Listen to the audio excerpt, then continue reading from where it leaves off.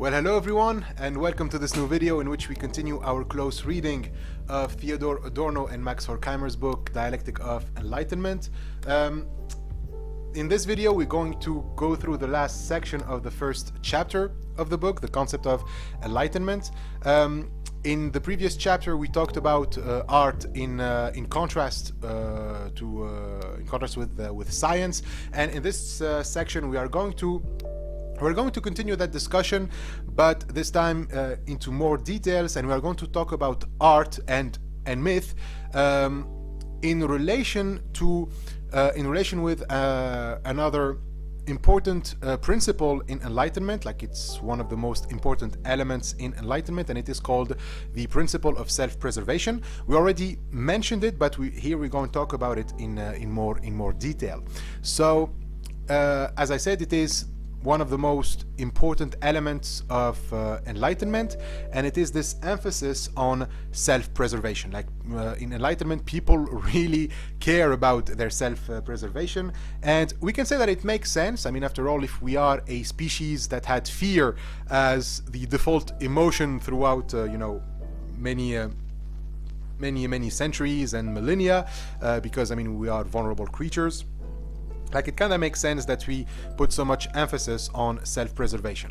And myth was all about that. If myth was about self-preservation and survival, and enlightenment, as we said, is no... And enlightenment, as we said, is no different from myth, then enlightenment too is all about self-preservation. Myth was constantly trying to identify the things that can kill us and try to either dominate them or destroy them, and enlightenment is no different, except that enlightenment also identifies myth as one of the things that can cause our doom, because myth is seen as irrational, and enlightenment says that only rationality can help us to survive. So Adorno and Horkheimer already make a reference to the philosopher Spinoza, who is perhaps the guy that made self-preservation the whole goal of virtue. And so they quote from Spinoza, from his famous Ethics. They say, Spinoza's proposition, the endeavor of preserving oneself is the first and only basis of virtue, contains the true maxim of all Western civilization, in which the religious and philosophical differences of the bourgeoisie are laid to rest. So bourgeois society's entire ethical framework rests on this principle of self-preservation. The self must keep repeating itself over and over again, and so each repetition must literally preserve what was there before it. And so the only thing that becomes real then is the means to sustain oneself. So the ego therefore transcends everything from past superstitions to culture, to even nature itself.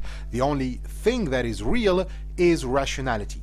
And so nature itself, nature exists only as long as the ego has any use for it, to satisfy itself, its needs, its interests, in short, to preserve itself. So nature becomes just an instrument for the ego to use its rationality on, to rearrange it and to exploit it. So if with enlightenment demons, myths, spirits and souls are no longer believed, it's not because they don't exist as entities, but because they are obsolete. Like, they are not useful anymore. We don't need them in order to preserve ourselves. Religion itself is allowed to stay around only as a tool for domination, for social control and organization in the name of self-preservation. Like, people would say that without the belief in God or the belief in souls, morality would be gone and people would turn on one another. So it doesn't really matter if God and souls exist. What matters is their usefulness for self-preservation. And so we have a new understanding of progress here. Now, what is considered progress is determined by how useful something is for self-preservation. In that sense, regress would be whatever is suspected with the possibility of throwing us back to prehistory, like to undo all the progress that we achieved and make us vulnerable again to certain death. So The division of labor, which we already mentioned last time, has its roots in this principle. Like, the more rational the process of labor becomes through planned division, the more successful it will be in increasing capital, and the more capital we have, the more likely we will survive. And so with this, the system finds the perfect justification for forcing individuals into their assigned places within the division of labor. Anyone who rebels or rejects the division of labor or their place in the process of labor is faced with the charge of, being irrational, of being superstitious, of being naive, and they will cause our doom. The people who rebel they will drag us back to prehistory. And so all of these charges, irrationality, superstition, naivety, are founded upon one notion that Enlightenment is really scared of, and that is subjectivity. Subjectivity is the feeling that one is not part of this weird machine, that one doesn't have to put aside their interests, their needs, and aspirations, to sacrifice them for the smooth running of the system. It's when one feels that they have an identity outside of whatever that system is, and so that feeling must be repudiated or integrated within the system. So here Enlightenment literally kills itself, since it is looking for the traces of subjectivity everywhere in order to banish them, and it happens that knowledge itself is based on the subject. After all, at the beginning, Enlightenment was promoting an idea that knowledge would allow subjectivity to be free, right? At first, Enlightenment was accusing organized religion and mythology of, suppressing individual subjectivity, like the church would impose its dogma on others, obliging them to believe and support its institution, regardless of how they actually feel inside. And so Enlightenment thought that through science, through scientific knowledge, individuals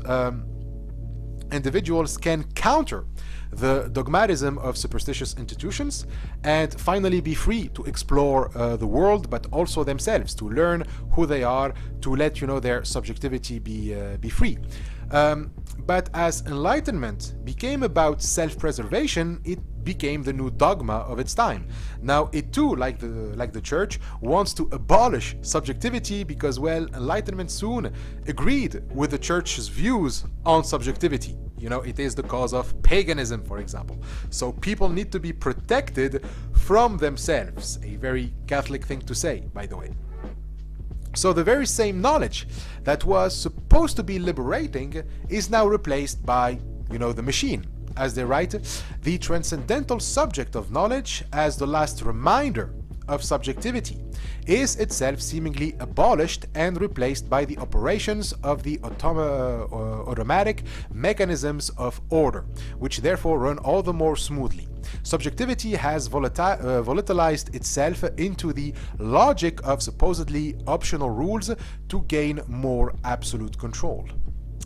So, if, as we've said, what matters is the most efficient way to control and to survive, then even knowledge needs to be abolished if it is believed to be an obstacle for survival, or if we can come up with a more efficient way for self-preservation. Positivism, again, for a reminder, positivism is the philosophy that argues that the only things that exist are what we can see and experience, and therefore what can be calculated. We only, in positivism, we only deal with what can be posited in front of us. We don't go into, negation, as in, negating the world that is in front of us, the physical world. So positivism is about going after anything that can make us doubt positivism, anything that can make us negate the physical, the material, or distract our attention from it. Anything from deities to metaphysical concepts, we must go after them. We must throw them away. And it also happens that positivism at one point was like, sometimes thought itself can be like that.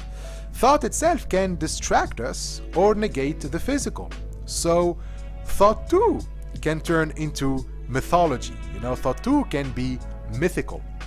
And so since thought can be mythical, or it can, be a metaphysical entity, because, it can still have this subjectivity, this element of subjectivity within it, it can, make people deviant, right? So it can distract us from being conformist. And so thought too is subjective, and therefore it cannot be controlled, and we must replace it with, another version of it, a version that is more controllable, a thought without subjectivity. And that would be a process, like a calculator, for example, or a computer. Like you have thought, but without the subjectivity. So you just have a simple, mindless process. A process is, of course, a tool which means that it serves a purpose. And so we will make sure that whenever someone thinks, they will only think in the way to serve the purpose that we want them to serve. And that purpose is going to be the economy in this context. So in that sense, thought, which was seen as what gives people agency in relation to social norms, for example, in the sense that thought allows people to resist or question those norms, like people, they have some sort of freedom independent of those norms because they have a thought that would guarantee their subjectivity. But now thought becomes what increases individual submission to those norms. And they can sell you the idea that this is freedom because now this is objective, like this is a neutral process, and because it is neutral, well, no one is imposing anything on you. And so this is taken as freedom, but in its negative sense. Like in philosophy, negative freedom means being free from something, not being free to do something. Like I'm free from abuse because of the law. I'm free from starvation because the job market, or because of wealth care. I am free from illness because of medicine. And so here we take freedom as being free from something. And in the case of thought, we take freedom as being free from mythical thought and all of its ambiguous meanings. And so these ambiguous meanings, they were viewed as an obstacle to our freedom, like starvation is an obstacle for freedom. And therefore, by being removed, now people can think in the right way. When you remove that part of subjectivity in thought, people will now think in the right way, and so they will be free because nothing will hinder their real thought. So thinking in positivist ways is the right way according to Enlightenment, because we are told that it is good for us. So I guess case closed. And so thought must now only serve the apparatus that was deemed by Enlightenment to be the only rational and virtuous apparatus possible. Quote, reason itself has become merely an aid to the all-encompassing economic apparatus. Reason serves as a universal tool for the fabrication of all other tools, rigidly purpose-directed, and as calamitous as the precisely calculated operations of material production, the results of which, for human beings, escape all calculation. So, reason, or thought, is reduced to a tool for perpetuating that apparatus. What is wanted is that whenever you think, whenever you try to use reason, you only use it in the only way that would make you accept the apparatus or reinforce the apparatus. We want you that whenever you think, you see that the apparatus is the only viable way of existing. And so it is in this sense that it is all-encompassing. Whenever you use reason in whatever field or in whatever context, it is just to create more tools, meaning that whenever you think, you must do so to make the system stronger. Like in today's corporate culture, like corporations and companies are constantly demanding new ideas and innovations, right? They want people to think, to come up with the next $1 million idea. But that's, that's kind of the point. Whenever you think, you are supposed to come up with something that will make more money, that will make the system stronger and perpetuate it even further in both space and time. In the global economy, the economic apparatus is being exported everywhere, right? Every country can only be successful if it creates more wealth, and the more wealth it creates, the longer it will take for the economic apparatus to be transcended. So the current economy has already repeated itself countless times in the future, as well as countless times in space. I mean, we are even talking right now about colonizing space, literally. So yeah, whenever you think it is to provide more tools for the economy, for its self-preservation, any other form of thought is seen as a call for death. We are always in a situation of either survival or death, either the economy or you will die. Either you produce something, either you use thought to produce something that is useful for the economy, or we are all going to die. And so this is the strategy of the either one or the other, and there is no other option in between. And it is no coincidence that this resonates a lot with logic. Why does enlightenment get a boner each time someone mentions logic? Well, it's because the most infamous rule of logic is the rule of non-contradiction. The rule that says that a proposition cannot be true and false at the same time, or giving a certain context, two propositions cannot be both true at the same time. If I say, for example, that it is day and you say it is night, the two propositions cannot be true simultaneously. Only one can be true, while the other has to be false. And so this system of either/or is at the foundation of positivism, and it is the ultimate justification for why thought needs to be excluded from logic. Thought can question logic. It can question its ethical implications or even its results. I mean, thought likes to take its time with its object and likes to explore it through different perspectives. Thought can think about an object from an artistic approach, for example, instead of a purely logical one. But logic doesn't want to waste its time. Or at least that's how we view logic in the context of enlightenment. But even logic can be excluded from logic, because if you go through a logical reasoning that takes many steps in order to be sure of your result, but let's say someone finds that same results quickly, but without taking the steps that would allow you to be certain of your result, then enlightenment's view of logic would prioritize the second way. Like, logic for enlightenment is about the efficiency to get results, while logic in a broader sense can actually be about taking your time and not be too concerned with results. It can be about just the aesthetic of the argument, right? So here we're talking about the kind of logic that aims only at self-preservation, and it happens that enlightenment made that specific kind of logic the only legit way to do logic, a kind of logic that doesn't have thought in it. Like, it's just about a process to get results for self-preservation. And this kind of logic must be present everywhere. It must be reproduced everywhere. Quote, "The expulsion of thought from logic ratifies in the lecture hall the reification of human beings in factory and offices." Now, in lecture halls, they mean universities.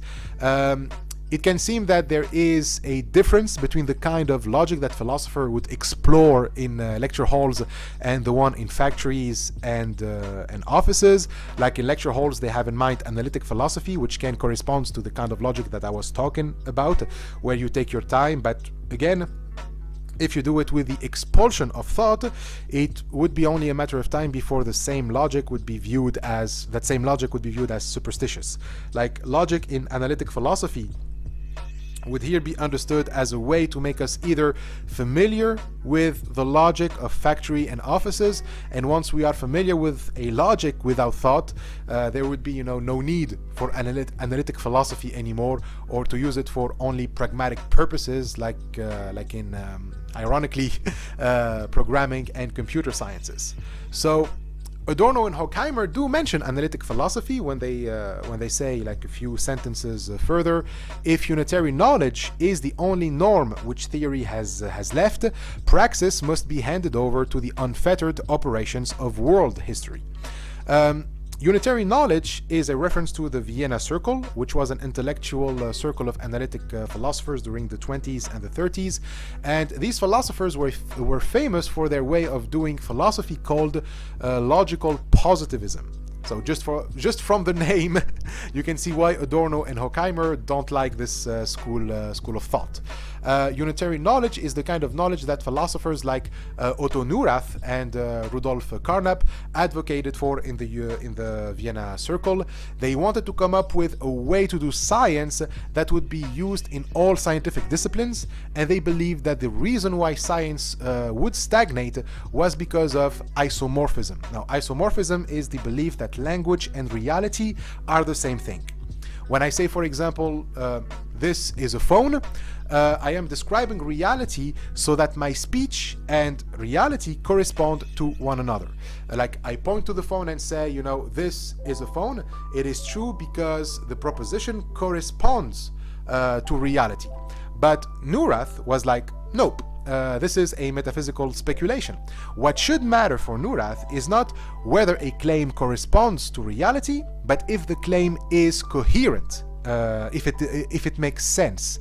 In short, if it is logical. If there's going to be a correspondence, then it has to be if a claim corresponds to the rules of logic that it is supposed to be derived from. And so this method should be repeated throughout all forms and disciplines of science, period. And so all sciences would all contribute to the same system of knowledge. But if that's the case, as Adorno and Horkheimer said, that the only theory of knowledge we have would be this one, then praxis, or practice, must be decided on the operations of world history. And so what this means is that from now on, only the systems of logic, which are, composed of operations and processes, are to be considered the true movers of world history. Like, every event in history must be explained by coherent logic, and that coherent logic becomes the decider of practice, how people should behave or how they should organize themselves, etc. In other words, politics, which was supposed to be done by the agency of individuals, that would be a democracy, is now given to these abstract knowledge operations. So individuals have no agency over their lives anymore. They are simply seen as the product of world history, but in the sense of systems of knowledge. You are a praxis, but that praxis is decided upon you before you came into the world thanks to knowledge. So basically, we become cogs in a machine with no individuality, and our job is just to repeat the machine that we are in. It can be, civilization, it can be the state, it can be the nation, the economy, etc. Anything that would erase our, subjectivity, our proper names, we also talked about this, for its own self-preservation. The nation, for example, needs to remove people's agencies so that it can survive and perpetuate itself. So we see how the domination within society is no different from the one in the state of nature. Like, society claims to be the opposite of savagery and barbarism. It claims that before civilization, people never had a sense of individuality because in nature, might makes right. And so the principle of self-preservation in nature was seen by civilization as a hindrance to individuality. Like, people cannot enjoy their freedom because they were too scary and busy fighting off predators or worrying about, the weather and food shortages, or they were fighting among each other for territorial control, and all in the name of self-preservation. And so if something was an obstacle for freedom, it was self-preservation. But Enlightenment pretended to be a liberation from that state of nature, but it simply has been reenacting it ever since, the first belief in a spirit or the first drawing in a cave. And so civilization just made that fear of losing oneself, when we're afraid of dying, of losing, who we are in nature or to other people, civilization made that fear more concrete and more widespread. It made it so with the constant threat of turning back into the state of nature. Like the social order is presented as the only thing standing between us, between our survival and our imminent death. If we just let loose, for example, of some rules, especially, like moral ones, then it's game over, the civilization will crumble and we will go back to the state of nature. If we internalize oppressive rules and customs without knowing why they are good, then we are doing what is good according to enlightenment. We internalize all of those oppressive rules, but we just feel that without them everything would crumble into chaos. And so every alternative that shakes our beliefs, like, for example, alternative ways of love, alternative ways of understanding what a family can be, alternative social forms of organization, alternative ways of learning, etc. All of them are seen with suspicion because we are afraid that they will throw us back into that state of nature where we have no identity. So we sacrifice our identity for a system that is protecting that is protecting us from losing our identity. And when you think about it, the principle of humility and moderation are founded on this idea. The problem of prehistory was equated with excess. Like, the self has identified its doom with extremes, like the power of a tempest or an attack of a tiger are annihilating because they are excessive, they are overwhelming. Just like with emotions, they are overwhelming when they are not controlled, and they lead to the annihilation of any sense of self. So the salvation of the self can only be found in the golden rule. Aristotle was the most famous proponent of this rule. It's about finding a middle ground between two extremes and to always stick to that middle ground. And so, as such, any political or social revendication or demand that asks for social changes is seen as a rejection of the middle ground. So revolutionaries are depicted as hubristic and arrogant because they are seen as people who want the extremes, as people who are going to throw us back to the barbarism of nature where the self is annihilated. So always in moderation is also the motto of all social orders. Even the most repressive organizations present themselves as middle grounds between two undesirable extremes. So slavery, for example, was seen as a middle ground between complete tyranny and complete chaos. The patriarchy too, and all other systems that oppressed groups of people, they always present themselves as better than the alternatives, which are always presented as extremes. And so, through this rule, the ruling minority can find its legitimacy for perpetuating the whole over and over again without much opposition, and can reenact with extreme violence against its opposition if it dares to manifest itself. And so in the name of the lesser of evils, it is ready to unleash the worst of evils. Quote, "From Homer to modernity, the ruling spirit has sought to steer between the Scylla of relapse into the simple reproduction and the Charybdis of unfettered fulfillment. From the first it has mistrusted any guiding star other than the lesser evil." So in English, there is an expression to be between Scylla and Charybdis, which means to be between two evil options and having to choose between either one or the other. Now, Scylla and Charybdis are two mythical creatures in Greek mythology. They are two sea monsters that live across each other on two sides of the Strait of Messina. That's the strait that separates Italy from Sicily, or more precisely Sicily from Calabria. It is, the region in South Italy. So Scylla lives on the side of Sicily and Charybdis on the side of Calabria.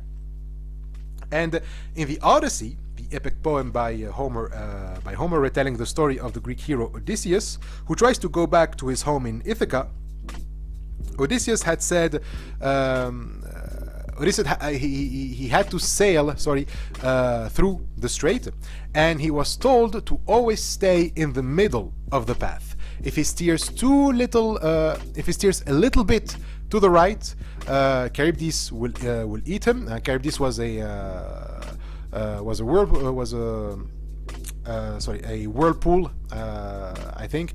And if he steers to a little bit to the left, well, Scylla will eat him. So what Adorno and Horkheimer are saying is that from the times of Homer, we've been thinking like that. The slightest modification in the ways we do things would mean that we either get eaten by one or the other. And so we must therefore always be guided by the only principle of choosing between the lesser evil. Maybe the way we do things isn't perfect, but it is better than the alternative. Or here, all alternatives, may they be 2 or 100, they are all extremes. So the lesser of two evils policy is actually, a hedonistic policy. Its aim is to provide the greatest pleasure, the greatest possible pleasure that would be at the threshold of the unacceptable and the insufficient. Too much pleasure leads to death. Not enough pleasure leads to dreadful suffering. So basically, death too. And so the formulation of Adorno and Horkheimer, Scylla, is the relapse into the simple reproduction, meaning doing things without pleasure. And Charybdis is unfettered fulfillment. Unfettered means unrestricted. So no pleasure or unlimited pleasure. Or the bourgeoisie is always between, promiscuity and asceticism, and the way between them, is a society that seeks pleasure and at the same time hates itself for seeking it. And so much so, you need to feel guilty for wanting pleasure. And this is something very Hitlerian, since the authors specifically have Nazi Germany in mind. They write, the German neo-pagans and administrators of war fever want to reinstate pleasure, but since under the work pressure of the millennium now ending, pleasure has learned to hate itself. In its totalitarian emancipation, it remains mean and mutilated through self-contempt. So both asterisks are relevant here. The first tells us that the Nazis wanted to have some sort of pleasure liberation. They wanted the German to be free from guilt culture that was, spread through Christianity. So they wanted to focus on physical health and culture, and physical culture.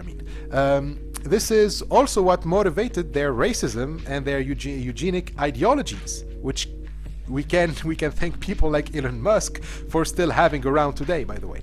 So the fact that, sexual taboos were being lifted in Nazi culture came with, on the one hand, a glorification of sexual pleasure and physical sensuality for some, like, the pure Aryan race was eroticized, but on the other hand, minorities were vilified for their sexual deviances. As if, when you try to lift some taboos, you have to maintain some sort of balance, like only the superiors can have an access to pleasure because they know how to use it for good, while those who don't like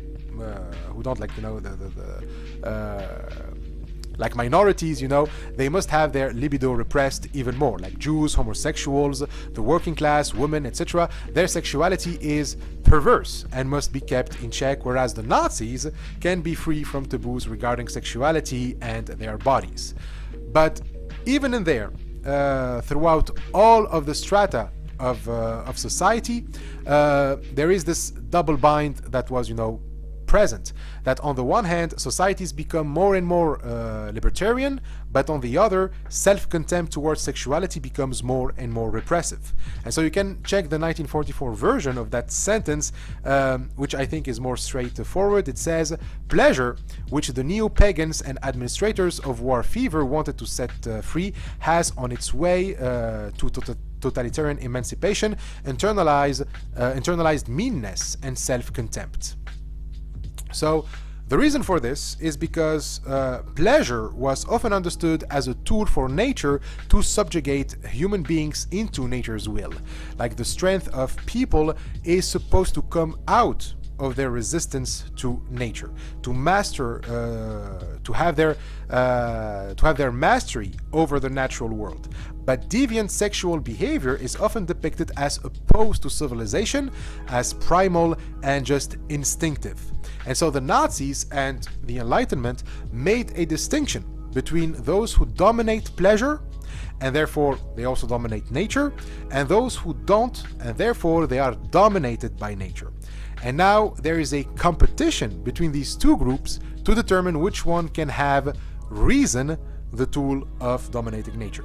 And so the Nazis argue that they're the ones who should have reason because they'll know how to use it, because of their superiority, because of their genes, while others cannot have reason because they will just use it for further superstition. Quote, now that self-preservation has been finally automated, reason is dismissed by those who, as controllers of production, have taken over its inheritance and fear it in the disinherited. So the sexual pleasure presented in glorious fashion that depicts, male dominance over nature, while the repressed is depicted by people who are victims because of their lack of will and strength. They don't deserve, to be rescued or cared for because they are either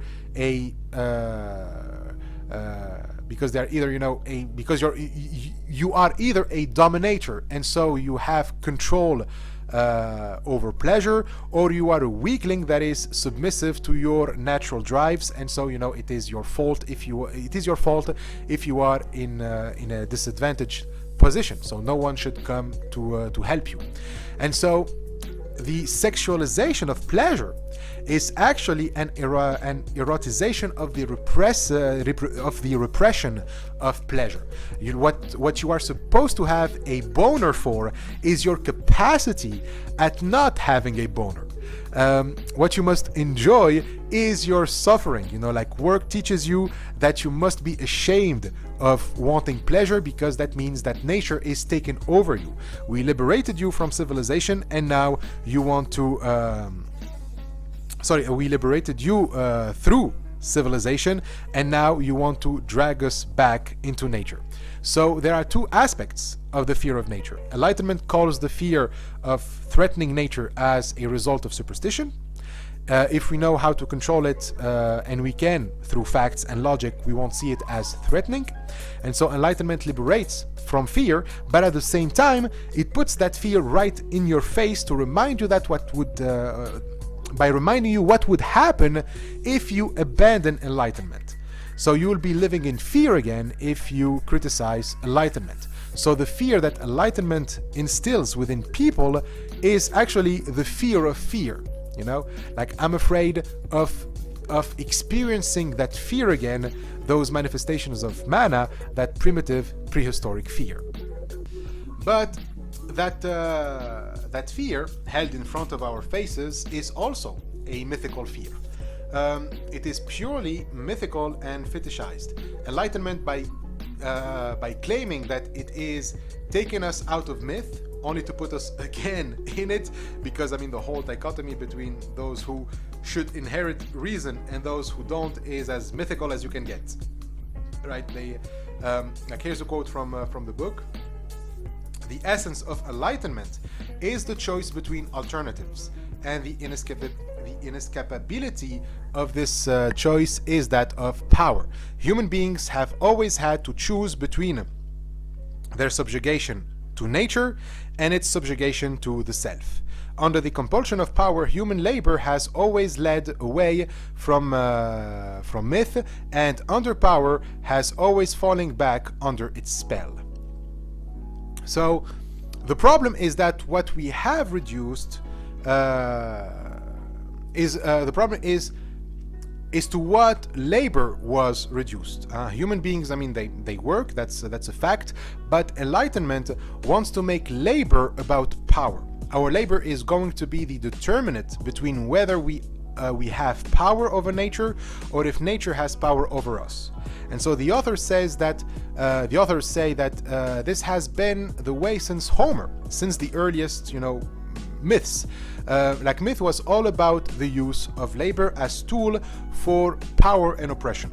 And they gave, one of the famous stories in the Odyssey to make their point, like how power, labor, and myth are intertwined. And so this is the story of when Odysseus hears the Sirens. So in Greek mythology, Sirens, well, they're not half woman, half fish. That's a mermaid. A siren is actually a giant bird with the head of a woman, and they usually sit on rocks on the sea, and they lure sailors through songs. And once the sailors are close enough, the sirens eat them. But their song cannot be resisted, and like if you hear it, you will go to them no matter what. And so as Odysseus is actually sailing close to them, he's sailing close to the den of the sirens, he tells his sailors to put some wax in their ears so that they don't hear the song. But Odysseus wanted to hear the song, and so he ordered his sailors to tie him up to the boat's mat so that he cannot go to the sirens. So they do that, and they sail near the sirens. The sirens do their singing, and Odysseus hears them, and he starts begging his friends to let him go, but none of them hear him, and so they manage to go through. And so once they are in a safe range from the sirens, they take off the wax, and they liberate Odysseus. So what is the point of this story? Well, according to Adorno and Horkheimer, it is to exclude art and pleasure from praxis, because they are viewed as obstacles for progress. So let's unpack this. First, what are the sirens singing about? Well, we are told, quote, they have knowledge of all that has ever happened on this fruitful earth, and especially of what has befallen Odysseus himself. For we know all that the Argives and the Trojans suffered on the broad plain of Troy by the will of the gods. So the sirens, they sing of the past. They sing about the Trojan War, and Odysseus was one of the heroes who fought at Troy, the war that lasted 10 years, and after it he remained stranded on the Mediterranean Sea for another 10 years because he angered Poseidon, the god of the seas, and before he could back home, and so Poseidon made Odysseus wander on the Mediterranean for another 10 years. So Odysseus spent 20 years away from his wife and son. But Odysseus is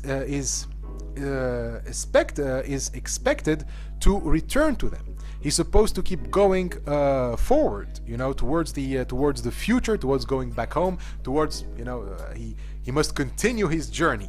And as the authors point, the fact that he is coming back from a war and went through a lot of shit before encountering the sirens mean that the identity of Odysseus was strongly forged, like nothing can shake it. The toil and suffering have only hardened his identity so much that it cannot be diluted by the past anymore.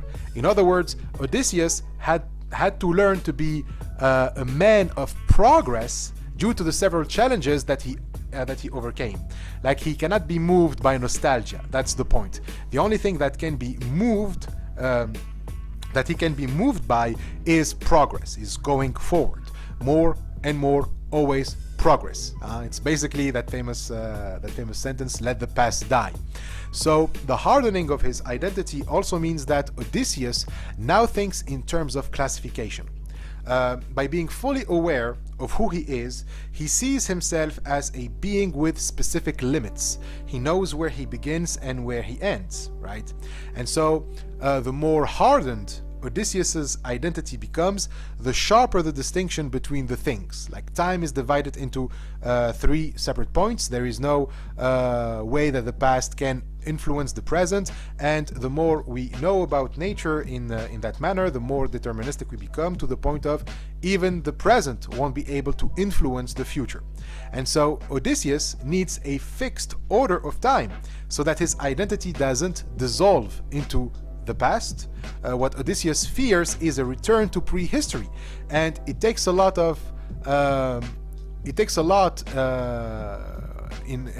in order to survive that. The challenges that Odysseus went through were necessary for his ego to be created as strong and firm. Quote, humanity had to inflict terrible injuries on itself before the self, the identical, purpose-directed masculine character of human beings, was created, and something of this process is repeated in every childhood. So the survival of the fittest is determined by resistance to the past, and that means having to endure the worst injuries on oneself before becoming who we are. But leaving the past behind doesn't mean turning a blind eye to it. Like he still hears the sirens, he still wants to hear the sirens, he must actually hear them. But he takes his precautions to avoid succumbing to their songs of nostalgia. He found a way to make the past not threatening to his identity by literally fixing himself in a point. Like the reason for this obligation is that the obligation to hear the past is that Odysseus, through his wits, shows that you can organize the environment in a way that nature won't have its hold on you. And of course, you know, the environment is part of nature. So with reason, you can shape nature in a way that nature would protect you from nature's own influence, right? So you turn nature into a system that works on its own for you. And from this, it seems to show how we can manage the fear that nature brings in us, right? With the use of reason, I can show you that there is nothing to be scared of, and we can now look at nature without, you know, its destructive effects on us. But that also means that without the wits of Odysseus, we will fall back to nature's ways. So the fear must be maintained. And here, hearing the song can be a way of maintaining that fear, of reminding people that the threat is always looming. So the reason why Odysseus needs to hear the Song of the Sirens is because you need to keep the past close so that you can learn from it. But it also means that the only relation you can have with the past is an instrumental one. You try to find ways to turn the past into your own advantage. So in other words, the past must provide you with some knowledge useful for the future. Kind of like thought, you know, like whenever you think, you must produce something that is, you know, valuable for progress. Here it's the same thing about the past. Whenever you want to return to the past, is so that you will serve progress. What you get from the past must serve progress. And so the Sirens have complete knowledge about the past. They possess what Odysseus wants, but how to retrieve it without succumbing to their deaths. So whomever goes to them to get, you know, that treasure gets eaten. So they will reveal the pragmatic things that we need for the future, but that would cost us the future, since, you know, the Sirens would eat us. So how to counter their power? And so there are two things here in the Song of the Sirens that are a threat to progress, and that is art and pleasure. Now, these are the things that are useless in terms of enlightened knowledge. The Songs of the Sirens are both poetic, they are artistic, and also provide a lot of pleasure. And so these must be neutralized in order for knowledge to be retrieved. And so it is no coincidence that enlightenment hates both, that it hates, both art and pleasure. It is actively seeking to take away their power. Quote, "The urge to rescue the past as something living instead of using it as the material of progress has been satisfied only in art, in which even history as a representation of past life is included. As long as art does not insist on being treated as knowledge and thus exclude itself from praxis, it is tolerated by social praxis in the same way as pleasure." So, if Odysseus goes to the Sirens just out of pleasure, just for pleasure because, he enjoys the song, he will die and there won't be any future for him. So seeking pleasure means staying stuck in the past, and therefore you are useless for progress. So you literally have no future. So you might as well die. And so this is why seeking pleasure is always judged negatively. Whenever I try to seek pleasure for its own sake, I'm viewed as self-absorbed, as someone who doesn't care about others, but in reality it's because I don't care about progress, I don't care about the future. And so there is nothing pragmatic to gain from pleasure. It's all about the present moment. So think about when you want to get in a relationship with someone, especially in a conservative country. If you are a straight guy and you are looking for sex, you are immature, like a kid who just looks for an immediate gratification. You're not having a project of a life with life with wife and kids, etc. And if you are a woman, you are seen as someone who is giving everything that matters about you, apparently to someone for just a few minutes of pleasure, when you are supposed to use sexuality as a way to bind your partner into a future life of commitment. So the search for pleasure, for pleasure is viewed as an abandonment of duties and responsibilities which animals don't seem to have, and therefore what is distinguishing you from an animal. So to seek pleasure for enlightenment is to regress to the state of animality. And so throughout his journey, Odysseus has been confronting the animal world and overcoming all of its pleasures. There is even this famous episode of the Lotus Eaters, where Odysseus and his companions, they arrive at a place where people consume an opium, and they get into a state of euphoria, and they are in that state like all the time. And whomever joins them wants to stay there forever. And so, and at another point, he meets Circe, who literally transformed his crew into animals, into pigs. But Odysseus, he withstood her seductive powers, and she's the one who warned him against the Sirens. By resisting pleasure, he can diffuse the past's own power. But if pleasure dissolves the ego, and the ego is created out of suffering, then why do we feel the urge to go towards suffering? Shouldn't we, be avoiding it if it means the death of the ego? And so here the authors say something a bit paradoxical. They say, the effort to hold itself together attends the ego at all of its stages, and the temptation to be rid of the ego has always gone hand in hand with the blind determination to preserve it. Narcotic intoxication, in which the euphoric suspension of the self is expiated by death-like sleep, is one of the oldest social transactions mediating between self-preservation and self-annihilation, an attempt by the self to survive itself. Now that's interesting. The self seeks pleasure because it wants to survive itself. It seeks what kills it because that way it survives itself. So in other words, the self wants that pleasurable experience that it knows it can kill it, but wants to go through it. It wants to go through it. It wants to see itself die. Like it wants to know what it is, what it feels like for the self to die.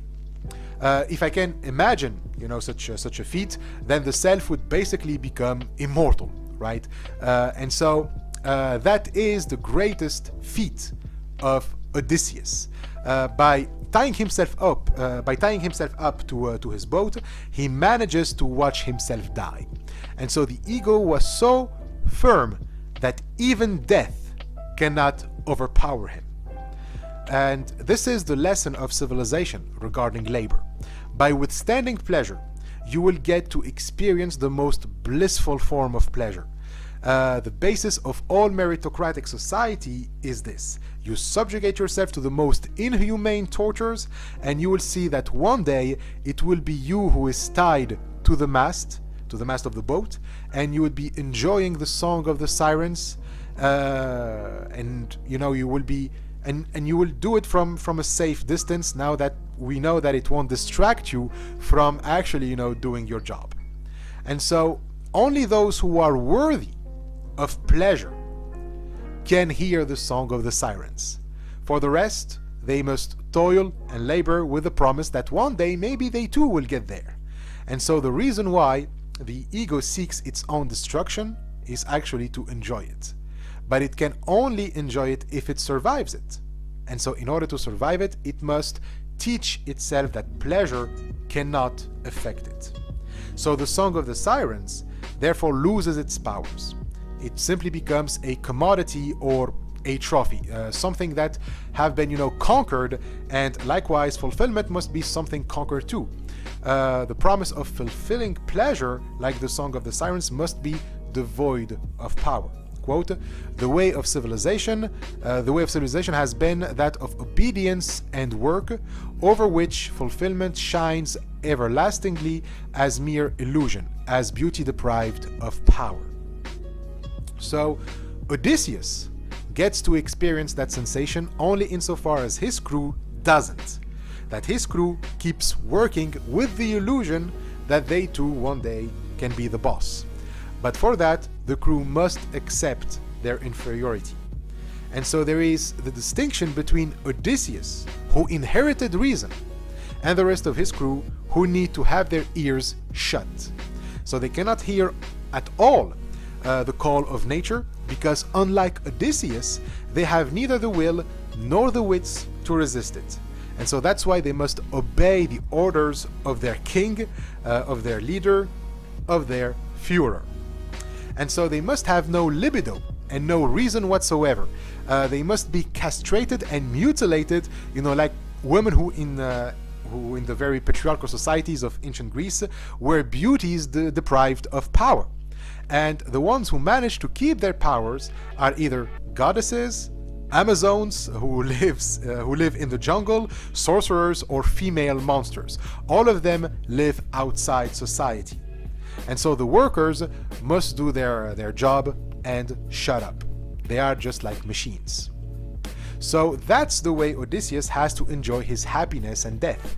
He has others working for him, others who keep rowing the boat while he enjoys himself from a safe distance. So he makes sure that they do not hear the song, that the crew doesn't hear the song.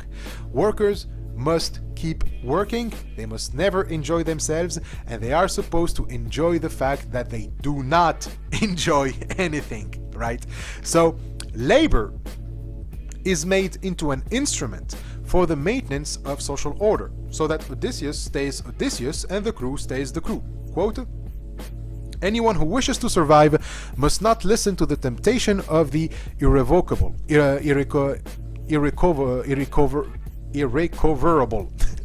and is unable to listen only if he is unable to hear. Society has always made sure that this was the case. Workers must look ahead with alert concentration and ignore anything which lies to one side.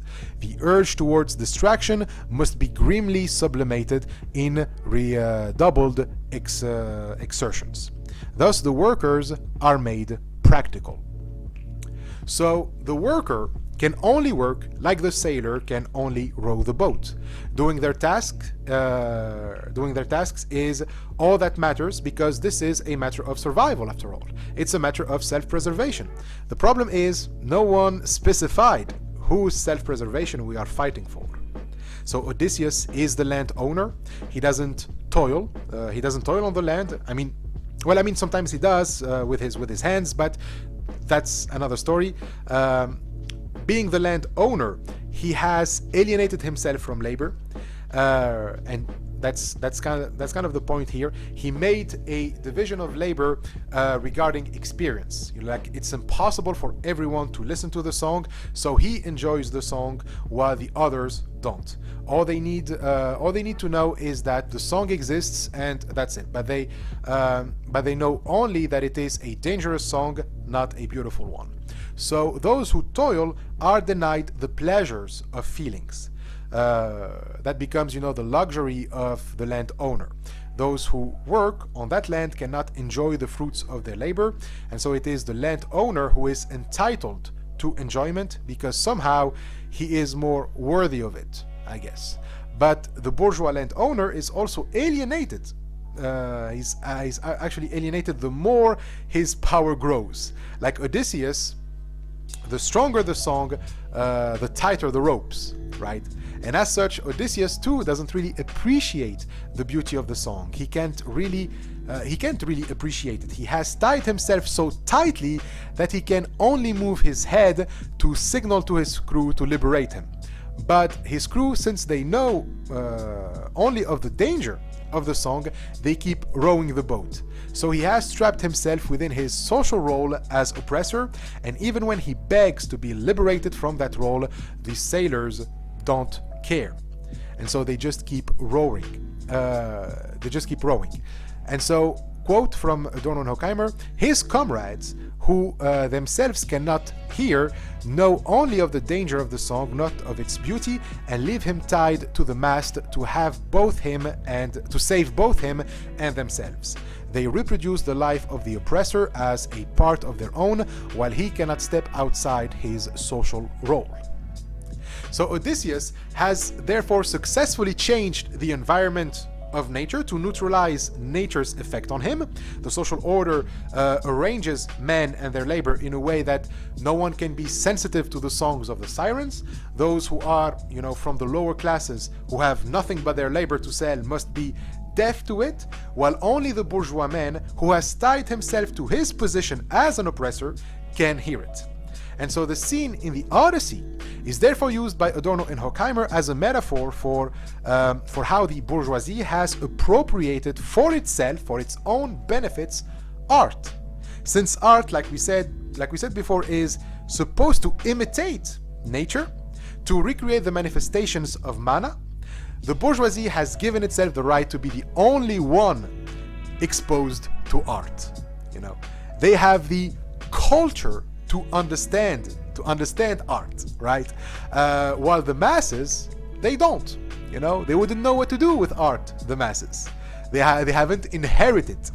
So they are not immune enough to be exposed to art. If they do, they will become a threat to the social order.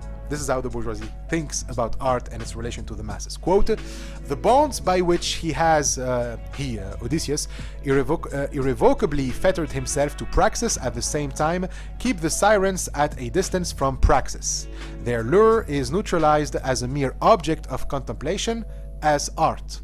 The fettered man listens to a concert as immobilized as audiences later, and his enthusiastic call for liberation goes unheard as applause. In this way, the enjoyment of art and manual work diverge as the primeval world is left behind. So we have a separation between work and the enjoyment of art. And this separation means that it is now only work that serves praxis, that has any impact on the practical arrangement of society. Art cannot be of any influence on society, on developing alternative values or sets of behaviors other than the ones prescribed by the existing bourgeois order. And so art becomes simply an object for contemplation, to be an entertainment. People, the finest of the bunch, of course, go to the opera to be entertained. Others go to the movies to be entertained. They only applaud because that's the point of art now, to provide applause, not to reform or to teach. you know. So audiences are immobile. They applaud, which means that they didn't get it. You know, the applause means that you didn't get what you were hearing or what you were looking at. They're like Odysseus, actually, chained to their masts. And so they cannot change the social order, because whatever can change the social order has been neutralized. If work, you know, becomes art, then certainly workers could have had their revolution. If pleasure was to be accepted instead of feared and controlled, maybe workers would have been free and fulfilled. But art has the capacity of bringing back the past, and thus to resist to the numbing ideology of progress that has been going on for at least the last 3,000 years at least. So the songs of the Sirens were equated with death, but it's only the death of the social order. And so Adorno and Horkheimer are therefore laying down a theory of revolution, which kind of resembles, you know, Bakhtin's Carnival, but we will deal with Bakhtin another time. So myth has given a narrative in which power exerts itself through the distinction between art and pleasure on the one hand, and work on the other. So to remove art from praxis is to shortcut the influence of nature, and therefore to work towards its domination. Nature is mutilated, it is confined to mere speculation or mere contemplation, and so those who don't work are therefore excluded. They are just forces of nature to be wrestled with like animals, and should therefore be treated as such. They are entities in which the ruler cannot represent himself in, and so being unable to carry the social order, the presence of the rule within them, they are of no use. Artists, you know, they cannot reproduce Odysseus, so they have to leave. You know, they have no function to serve. They're basically, you know, distracted, and they are distractions. But so is Odysseus, as the authors say. Under the given conditions, exclusion from works means mutilation, not only for the unemployed, but also for people at the opposite social pole. Just like we said, Odysseus, by becoming a landowner, he trapped himself to the mast, and he is no longer concerned with the song of the Sirens. Except, you know, the knowledge to subjugate nature and his crew, he has no need to hear the song. And so in his own way, he is deaf to it too. He is simply, you know, turned into a head to give commands, and that's it. So he enjoys nothing of the labor, since he assigned to the workers, which of course, you know, they cannot enjoy their own labor either, because the master has given himself the right to actually enjoy anything. You know, so this is to be contrasted with the primitive men who didn't live with the division of labor, and who, quote, primitive men experience the natural thing only as the fugitive object of desire. But the Lord, who has interposed the bondsman between it and himself, takes to himself only the dependent aspect of the thing, and has the pure enjoyment of it. The aspect of its independence he leaves to the bondsman who works on it. Now, there Adorno and Horkheimer quote again from Hegel's Phenomenology of Spirit. They are quoting from the paragraph 190, and it is a relative.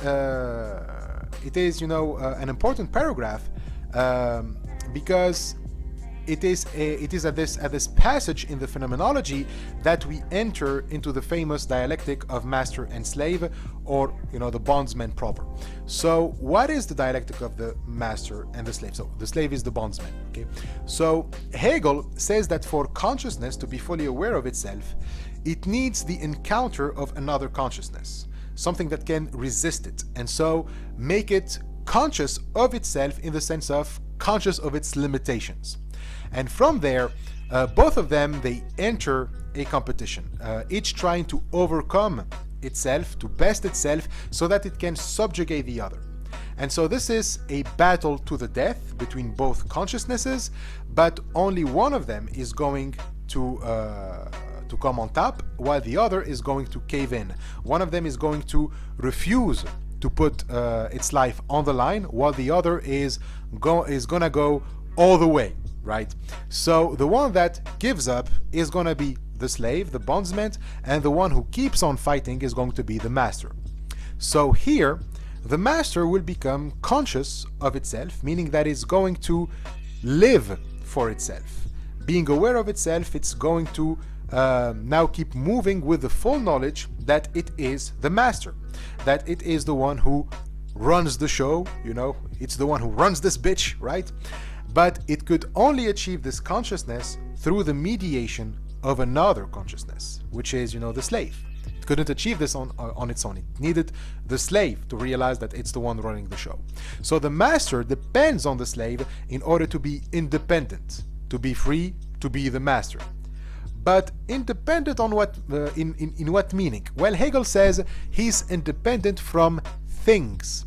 Like he's independent from trees, rivers, seas, mountains, animals, etc. He is free from those because he has the slave working on those things, turning them into safe things in order to be used for the master's enjoyment.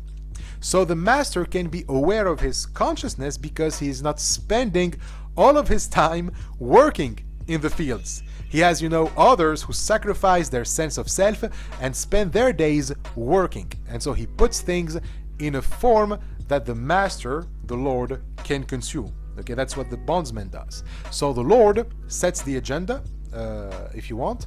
He tells the slave what things to work on and to what state they must be turned into. The master decides on the organization of the world, and the slave, you know, creates that organization. And this organization is based on the master's desires. And so the master desires some things out of the natural world, and the slave is going to provide them. So the master's desires are mediated by the slave. The slave, the bondsman, is interposed between the object of desire and the Lord, unlike the primitive man, who has, you know, a more immediate relationship with the object of desire. The primitive man works directly on the things from nature without mediation. But those things, you know, have two different aspects to themselves. And Hegel calls them dependent and independent from what? Well, from human desires. The things, you know, as they exist before, you know, the slave starts working on them, exist as themselves, independent of how we want them to be or how we want to use them. But for them to be enjoyed, they need to be in their dependent state. So the slave is tasked with turning things from their independent aspect to their dependent aspect, based on the desires of the masters. So that the master could enjoy them. So this is what is meant by the Lord takes for himself the dependent aspect of the object for his own enjoyment, and he leaves the independent aspect to the slave. So the worker who works on the thing only keeps the independent aspect of the thing. So workers can never enjoy anything they work on because to enjoy something you need to negate it. To enjoy, you know, the tree, I need to negate it as a tree and turn it as a chair or a table. But that means that I can negate the independent aspect of it. But if I am a slave, no, that's precisely what I cannot do. I am not allowed to negate the independent aspect of things. I mean, I do, but for the enjoyment of the master. Like all I do is work on the thing. Like I don't get to enjoy it. I don't get to have desires. I don't get to be consciousness for myself because I didn't dare to do what the master dared, which is, you know, put my life on the line, like, you know, brave Odysseus over there. So I have to remain a tool, I have to remain a machine, working but never enjoying, never grasping the importance of what I produced. My ears stay shut so that I cannot develop any sensitivities about my work. Work cannot be a source of pleasure for me, and it certainly cannot be art. So art and pleasure are for the master, work is for the worker. And then the master isn't isn't going to be doing well either. By reenacting himself through the workers, the master doesn't evolve because he's not developing any skills on his own. Like without the slave, the master would starve to death, right? But also without the slave, the master wouldn't be able to enjoy art because even what was produced as art wasn't made by the master, it was made by the slave. So the master's knowledge is extremely lacking. By wanting to select the knowledge that the master deemed relevant in the knowledge, of the Sirens, the master doesn't understand anything even from the selected knowledge. All he has is just the surface, is just the end product, the appearance of the object, just, a few set of facts. The rest of knowledge is calling, but he has trapped himself so that he is forced to stare only at surfaces. He doesn't know what is going on beneath that surface. He therefore finds himself to be subjugated as well to the system in which he is king. And so both master and slave are actually regressing. Well, the master more than the slave, because the slave is exposed to the independent world, but that's another discussion for another time. To go back to the book and to quote from the authors, Odysseus is represented in the sphere of work, just as he cannot give way to the lure of self-abandonment. As owner, he also forfeits participation in work and finally even control over it, while his companions, despite their closeness to things, cannot enjoy their work because it is performed under compulsion, in despair, with their senses forcibly stopped. The servant is subjugated in body and soul, and the master regresses. And so this is the irony of the division of labor.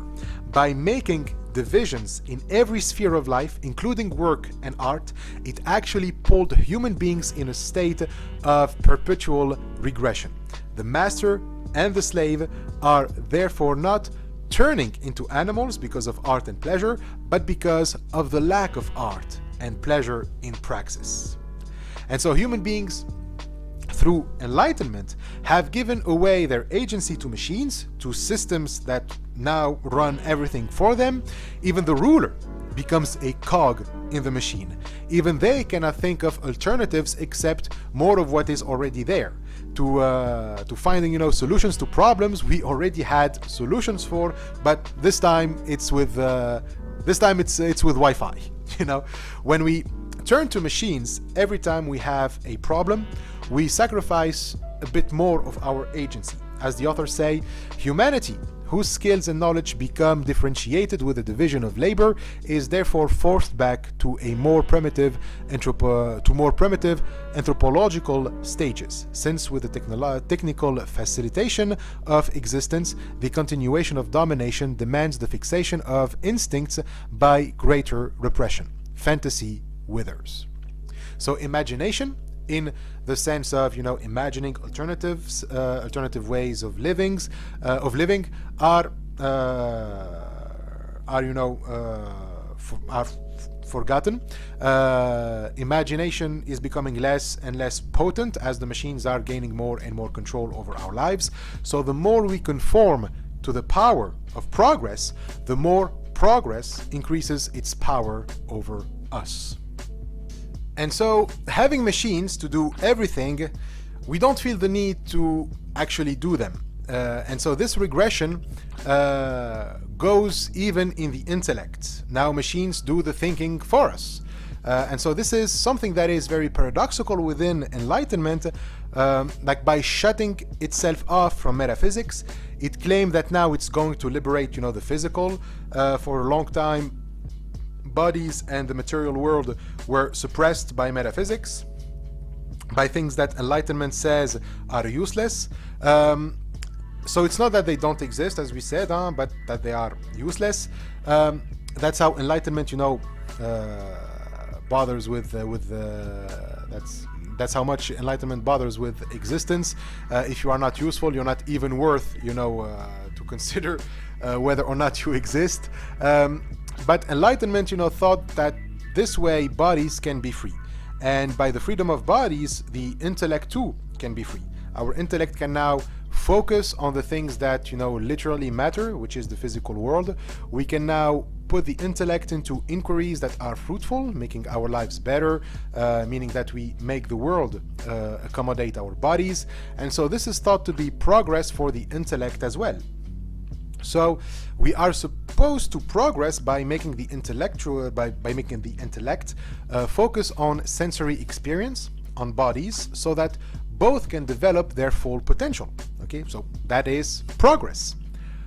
But as we've just seen, it turns out that if your main criteria for the value of something is its usefulness, it turns out that you didn't actually care about sensory experience at all, since most of it turned out to be useless for progress, right?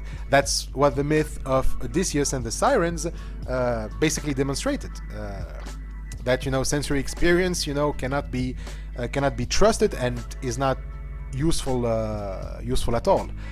But then, if neither metaphysics nor art nor pleasure are useful, then what would happen to the intellect? Well, it would regress too, right? As they write, this regression is not confined to the experience of the sensuous world, an experience tied to physical proximity, but also affects the autocratic intellect, which detaches itself from sensuous experience in order to subjugate it.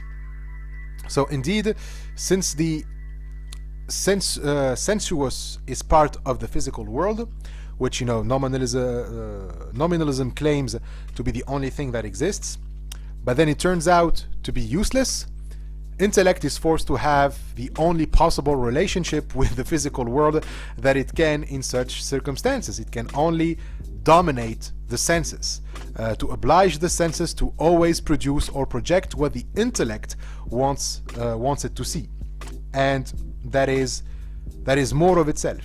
The intellect wants the senses to see more of the intellect. The ego, the self, wants to see more of itself. So it is going to force the senses to produce the ego. So thought is itself impoverished. It is reduced. It reduced its raison d'être, its reason for existence, to controlling the senses according to the standard of utility. And so thought has therefore denied itself any other object to think about besides usefulness. The task of thought becomes mere administration and organization. Beauty, justice, truth, which are the main objects of thought, are devaluated since usefulness doesn't figure among them. They become the objects of art, which thought has, exiled. It exiled away art. So if art produces beauty, thought doesn't care. What it wants is that art produces profit. Once it has profit, and once profit is guaranteed, thought allows, beauty, as long as beauty stays the hell away, from thought. In other words, only zombies can experience beauty, meaning only those who cannot understand the force of beauty can experience beauty. And so beauty is reduced to just that. It is reduced to a drug, basically. It becomes itself a tool for the repression or the regression of thought.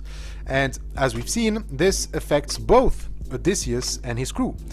Both the master and the slave are affected by this regression. The masters, once they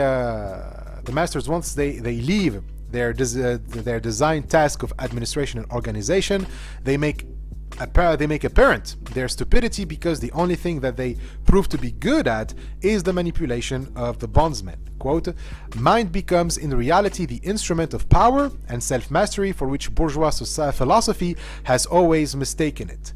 The deafness which has continued to afflict the submissive proletarians since the myth is matched by the immobility of those in command. So the bourgeoisie, like Odysseus, fixed itself in its position in the hierarchy to prevent itself to go, within the realm of art, because in there, there is no hierarchy. We all kind of become equal there. And so to remain the superior being, the bourgeoisie restricted its own movements. And so by restricting their own body, They didn't see that they were also restricting their own intellect. And by restricting their intellect, they soon find themselves incapable of understanding even the system that they created.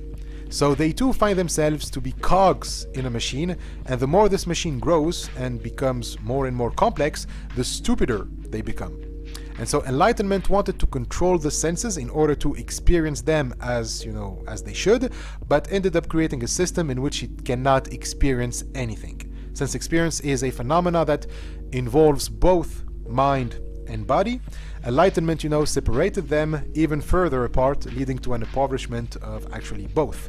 So its mistake was to mistake qualities for quantities. It thought that the more there is of something, the more it can be experienced. Because, as we've said, mathematics, the science of Enlightenment, can only study quantities, not qualities. And so this is the bulk of conformism. The reason why Enlightenment goes to quantities, because qualities entail uniqueness and novelty. Each thing has its own individuality because of its distinct qualities. So Enlightenment then wants to reproduce those qualities. It wants to quantify them, since when you reproduce qualities, you quantify them over and over again, you just make more of them.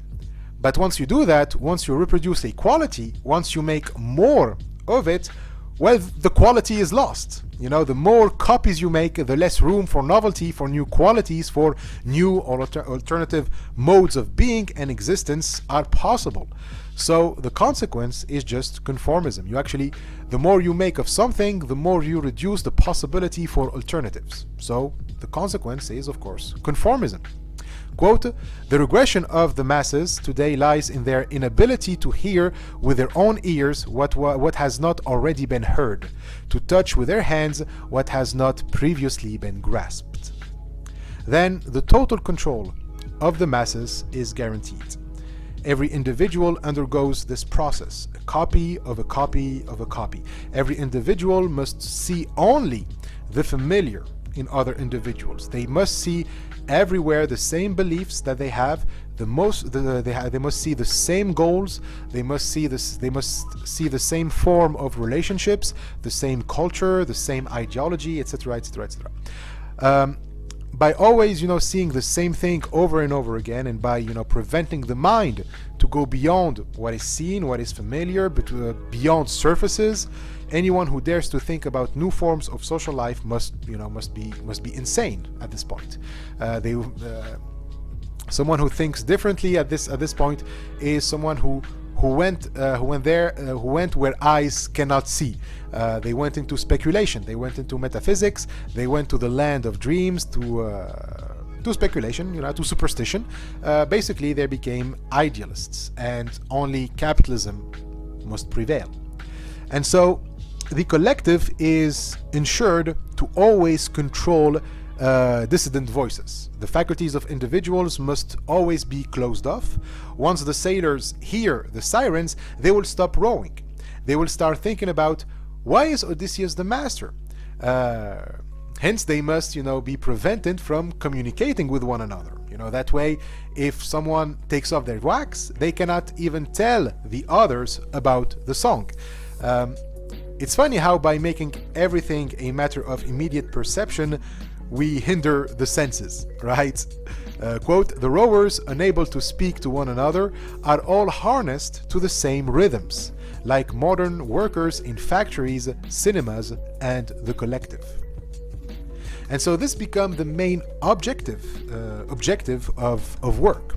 The separation of art and work is designed so that work reinforces conformism to recreate the social order, like the slave who is confined to work only to reproduce the desires of the master. So this is the alienation of the worker, where he doesn't have the control over his own work.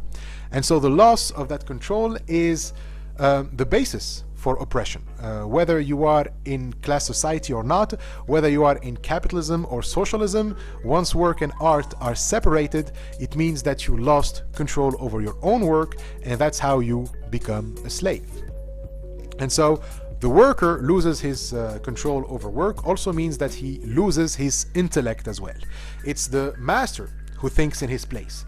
The master who brings the designs, who brings the ideas, the plans. So the slave, like a tool, simply executes.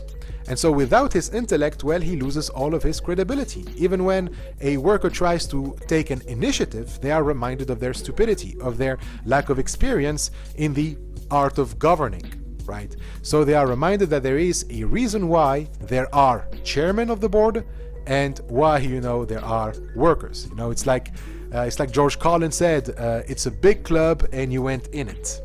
And so the justification lies in the all-encompassing appeal to logic. The result is, of course, the logical consequence of enlightenment, but it's also the reenactment of the myth of inescapable fate.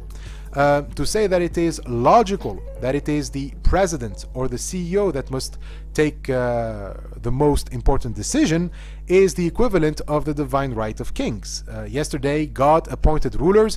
Now it's the impartial computer equated with logic that appoints rulers. But as we said previously, in the old myth of fortune, there is an element of equality in the sense that the wheel of fortune selects randomly the positions in which it puts people. And as such, fortune's wheel was an instrument of power, but it was, available to everyone. So both the slave and the master have the power when it is all random, right? This element of myth is also present within enlightenment as in religion. Like the meek shall inherit the earth was seen as an element of counter power, like the wheel of fortune. And so even within Hegelian dialectic, of master and slave, the slave was still autonomous and was an actual counterpower to the master. The slave still had a mind of his own, and as he kept working on the independent aspect of objects, he eventually becomes more knowledgeable than the master and eventually overpowers him. In the case of enlightenment, the fact that reason was reduced to a tool, to a mere instrument, means that it's available to everyone. Anyone should be able to use it to further their own interests. Reason gives itself up to everyone equally, and therefore criticism of domination is implied. It should be implied in enlightenment. But since thought can only be used within the paradigm of enlightenment, like we said, to use it means to reproduce enlightenment, so criticism itself becomes a tool of domination. Whatever use there is for thought, it can only serve domination. So better just let the machines, the system itself, do both domination and criticism of that domination. When the masses feel the oppressive nature of reason as a tool for domination, the system brings in the rulers who repudiate reason as mere ideology.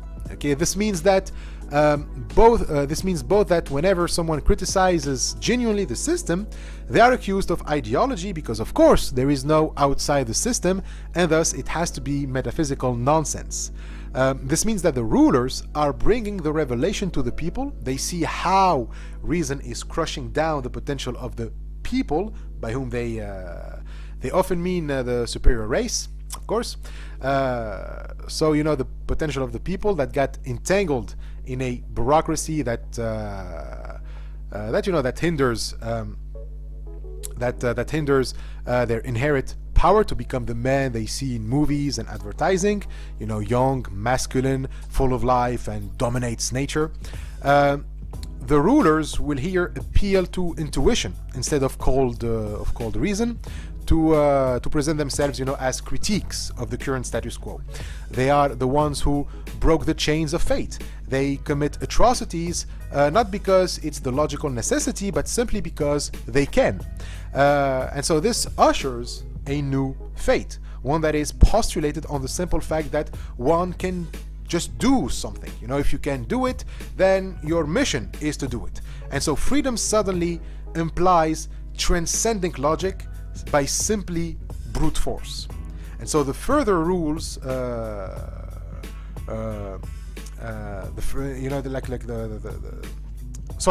fewer, further, what the hell? The Führer rules more by intuition than by logic.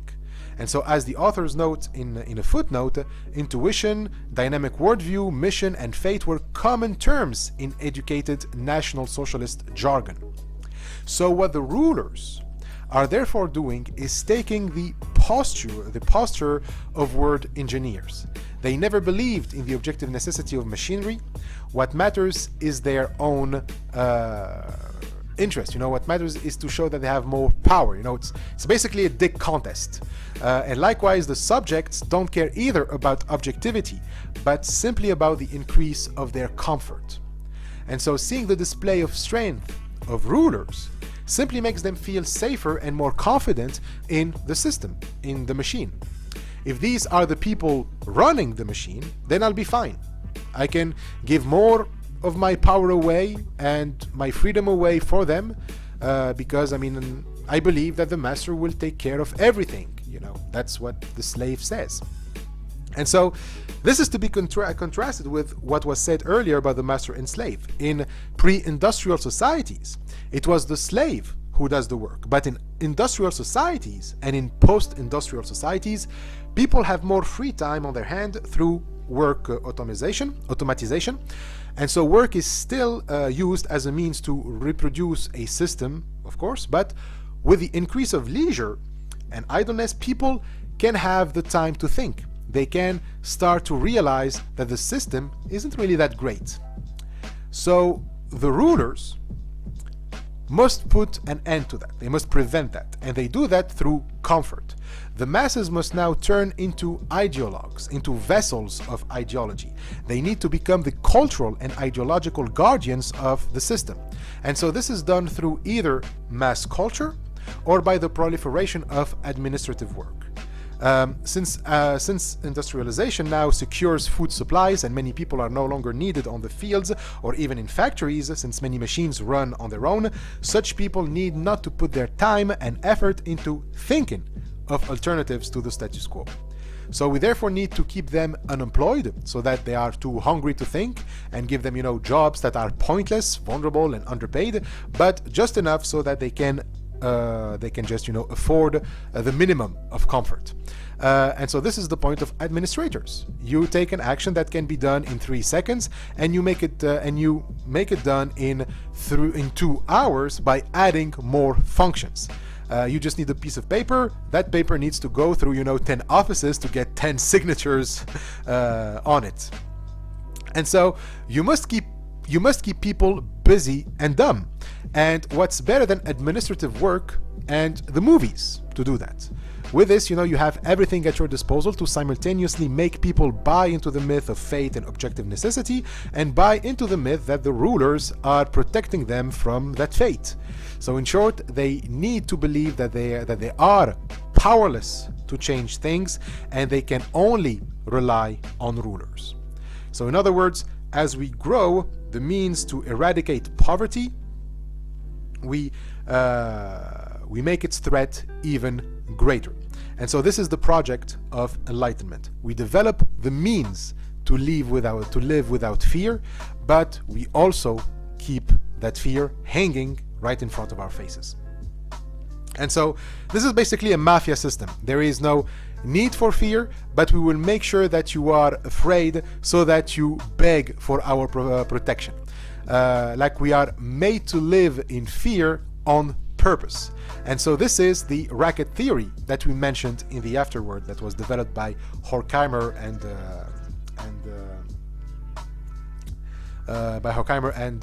Pollock. Quote, from the commanding heights of the economy to the latest professional rackets, the tangled mass of cliques and institutions which ensures the indefinite continuation of the status quo is impenetrable to each individual. And in the footnote for rackets, they also write systems for extorting. This is what rackets are. Systems for extorting protection money, in a wider sense, groups securing the system of power. So everyone must become a racket, even the union bosses and the workers. They must be unable to trust each other. They must be constantly afraid that they will lose something, that either their privilege or their status. They must be distrustful of each other, so they don't communicate with each other, and so they arrive at a stage where the workers put themselves the wax in their ears without even Odysseus having to. The way out of this cannot be the same thinking that brought us into this mess, right? It cannot be a thinking that is twofold, between either obedience or command. You know, we are either Odysseus or a crew member. The kind of thinking that we mentioned earlier, the logical type of the positivists, in which, you know, the law of non-contradiction is sacred and must be seen as just, you know, one way of thought, and must be understood as a historical thought, meaning that it is a thinking that has a history, meaning that it has that it is not, you know, the ultimate form of thinking. As they say in an asterisk about that thinking, it refers to the Marxian concept of the period of history preceding the socialist society. So the socialist society can here be understood as a society that reflects upon itself, and it too is historical. As such, you know, the kind of thinking we have now is still the kind of thinking of the pre-socialist society. Thinking has yet to become aware of itself, and therefore we cannot just be done with thinking. We cannot, you know, give it away to machines. You know, capitalist thinking, let's call it like that, is just a period in the history of thought, but it's a period that is extremely opaque, since, you know, it throws thought in the dark, right? By being an obstacle to self-reflection and criticism, thought is imputated of itself. It may have, you know, emancipated human beings from the state of nature, where, you know, thought was really oppressed. Now, Adorno and Horkheimer are not primitivists. What we said about magic and prehistory isn't a naive call to return to a state, to that state, as if, you know, back then we were truly enlightened. What they say is that we are stuck in a historical moment because as thought started to dominate nature, to emancipate itself from it, it didn't think about its own nature. Quote, precisely by virtue of its irresistible logic, thought, in whose compulsive mechanism nature is reflected and perpetuated, also reflects itself as a nature oblivious of itself, as a mechanism of compulsion. And so it resulted into recreating that same nature that it tried to emancipate itself from. So what they are saying is that we have to return to nature, but that we never get out of it in the first place. Like in thought, human beings distance themselves from nature. By putting some distance, they get some mastery over it, and so the point of thought is to be a tool that is a thing that functions as separating itself from thingness. Like a hammer is made of wood and iron. It's a natural thing, but by being a tool, it's not a natural thing. It's also something, it is used as something that separates from nature. And so thought is kind of like that. It is a tool that separates us from nature and separate things within nature. It creates concepts which are, you know, let's call them idea tools, and with them it puts some order into the chaos that is nature. This is all valid for Adorno and Horkheimer. The issue is the consequence of this kind of thinking when it is, you know, left on its own, you know, when it loses the self-reflecting element or the subjectivity element. And they say thought thus becomes illusory whenever it seeks to deny its function of separating, distancing and objectifying. And so that's the problem. If there is any attempt to go beyond its separating function, it will be labeled as an illusion. And hence, anything that can challenge distance, by which it's not meant simply the abandonment of distance, but even, you know, to suggest that we can classify things differently, that we can, you know, that we can, have different distances, instead of the one that we are using right now. Whenever someone thinks of an alternative, it will be seen as, utopian. It will be seen as, irrational. Like utopianism is to imagine a society or a world in which the present classification of separation doesn't exist. That is why it is called a no place. Utopia literally means no place. While we can say that enlightenment can be right in opposing utopianism when it is based on nothing, it threw itself into a dead end on the other hand. Quote, the split between subject and object, which it will not allow to be bridged, becomes the index of the untruth both of itself and of truth. So this is a sentence that we have to think about. It says that since there is a clear separation between the tool and the thing, there is a separation between the subject and the object, any attempt at bringing them together is a fantasy, it's a utopia, it's an illusion. But then enlightenment resigns itself to a position that holds that the only thing that exists is separation. Whatever separates us from the world must be accurate. And this is in relation to what we said about anthropomorphism and animism. They are the projection of the subject onto the world. So the only way for not falling into the illusion of animism is to maintain the separation between subject and object. But the object won't reveal itself to the subject. The subject is still projecting onto the subject, but now it just knows that it is an illusion. And so the separation only happens in the knowledge that we are in an illusion, that we are in untruth. And hence, untruth becomes the reference point to both itself. It is by recognizing itself as untruth that untruth is untruth. Yeah, I guess so. And also, it also becomes the reference point to truth too. I know that I don't know maintains means that I am aware of truth, and this is interesting because, as they say in the asterisks, the authors are paraphrasing the scholastic formulation verum index sui et falsi. So this means truth is the index of itself and falsehood or untruth. It's a formulation from Spinoza too, in a letter to Albert Berg, and in that letter he answers a question from Berg, who asked him how he does know that his philosophy is true. And Spinoza says, I know it in the same way as I know that the total of a triangle's angles equals 2 right angles. And anyone who denies it must be crazy and believes in superstition and spirits and bullshit. And I know that they are crazy because I know what is true. So truth allows me to know truth and falsehood. It allows me to distinguish between both. So in the case of Adorno and Horkheimer, they reverse it. They say that it is untruth that becomes the index, the reference to both truth and untruth. So enlightenment is only reinforcing superstition by its exposure. The more I know that I don't know, the more I don't know, and therefore the more vulnerable I am to nature. Quote, enlightenment is more than enlightenment.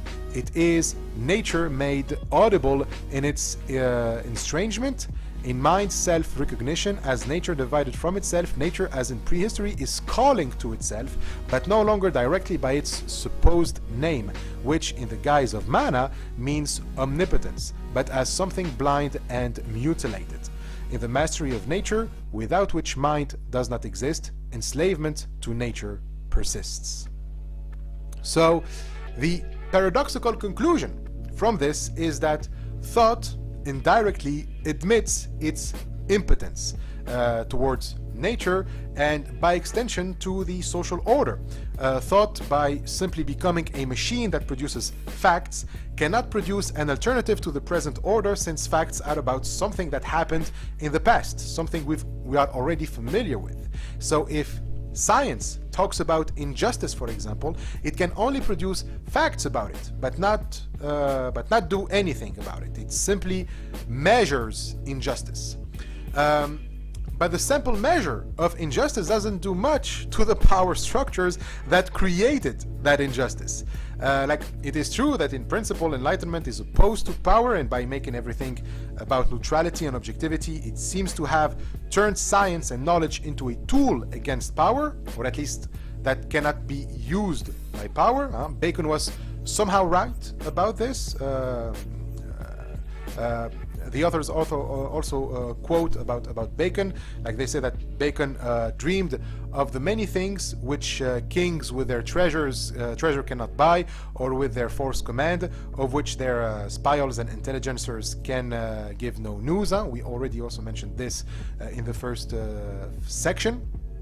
But as Adorno and Horkheimer say, the reason why the counter-enlightenment was a thing wasn't because those in power were afraid of exact science, but it has no regard to because it has no regard to their privileges, and therefore doesn't bow to them, because science doesn't bow to privileges, to the kings, etc. But the real reason why counter-enlightenment was a thing was because even in the time of Vanini, the call to hold back enlightenment was uttered less from fear of exact science than from hatred of licentious thought, which had escaped the spell of nature by confessing itself to be nature's own dread of itself. So the reference there is to Lucilio Vanini. He was an Italian physician of the 16th century who was one of the first nomological determinists, meaning someone who believes that the universe obeys natural laws and that all events have determined causes, that God is the vital force that pushes nature. So he was like a pantheist like Spinoza, and also he was a Darwinist way before Darwin. He believed that man and apes had common ancestors, and I think that's pretty cool. But to go back to the quote, people like Vanini of the middle or late Renaissance, so we're not yet into enlightenment per se, but these people, were criticized not so much for exact science, but for licentious thought, which means unregulated thought, a thought that is just about plain facts, that has no elegance or style. There is also the meaning of licentious in the sense of promiscuous with being promiscuous with sexuality, but the word in German there is I'm not sure if I'm gonna pronounce this right, Züchtlosen, hopefully I pronounced that right, but it's a word that means undisciplined or disorderly, but it can have a sexual connotation, but in the sense of of being sterile. Now I doubt that that's true, since Vanini was executed, and I doubt it's because he had no style. But the idea was that turning everything into facts was going to cost us the importance of poetry and imagination and even philosophy. Like, that was the real reason why, Enlightenment was, criticized by this movement, the counter-Enlightenment movement. It wasn't because we cannot, control exact science, but it was because, the exact science was going to cost us, poetry and imagination, and as I said, even philosophy is in danger of this. So those things were labeled as the spell of nature. Poetry, imagination, the spell of nature. That's how they were labeled, because we have art and imagination. Nature was manipulating us or keeping us in a state of dream in which we just do, the will of nature. It's kind of like, Odysseus with the Sirens. Poetry, imagination, all of that is basically seen as, it's the song of the Sirens, and so it must be neutralized. But there is also this other side in nature, the cold and calculating side, the simple, brute facts that repeat themselves indefinitely. And so this side is called nature's own dread of itself. Like nature is scared of this side that it has, and enlightenment was like, yep, I'll take that. I'll take only that every day of the week. I'm eating that dread. And so both the priest and the scientist are two sides of the same coin. That is, mana. So the priest tries to avenge mana on the scientist, while the scientist